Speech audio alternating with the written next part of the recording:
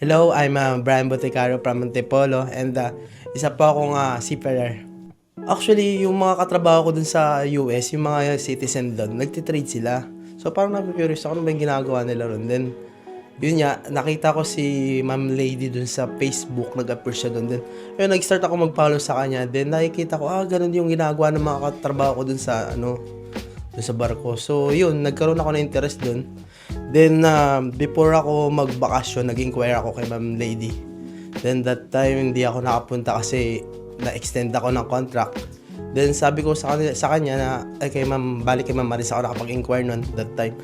Then, sabi ko, pag uwi ko na lang bakasyon. So, ayun, nakabakasyon ako ngayon. Actually, doon sa freshman, yun, parang in-introduce nga, although meron akong konting alam doon, so parang naroon na clarity yung kung ano yung paaralin ng sa freshman.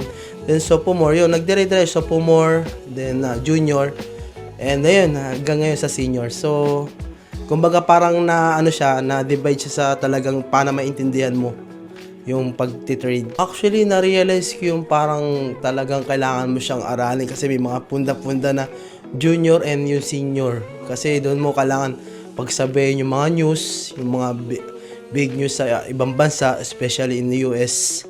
Then, yun, sa senior din. Kasi doon mo na kailangan pagsama-samahin yung tinatawag na SMC, ICT, mga ganun. Actually, yung mga pagtuturo nila, talagang tinatanong nila yung mga estudyante kung okay ba yung okay ba, may mga tanong, yun. Tas, talagang inaano nila na kailangan maintindihan mo to. Hindi tayo uuwi ng hindi mo naiintindihan. Ganun sila talagang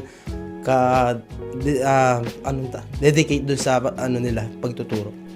Actually talaga yung lalo na sa part ko meron na rin kasi akong pamilya. So yung mga bata, yung mga anak ko ba tuwing birthday ganun, tuwing ngayon yung mga special occasion like New Year and Christmas, talagang mahirap talaga siya. Actually sa mga gustong matuto ng trading, about sa trading, nako-confuse sa trading, LTA is the best option. Talagang matututunan nyo lahat ng mga gusto nyo malaman. And thank you kay Coach Lady dahil isa sa mga kung bakit ako nag-enroll dito kasi nakita ko nga yung niya talaga na parang dedicate niya rin talaga na matutunan ng mga OFW to. Hindi lang OFW, ng mga Pilipino kasi alam niya na napakalaking tulong na ito dun sa mga nag-iibang bansa, mga ganun, sa mga ordinaryong tao. Kaya naman ng mga ordinaryong tao talaga to.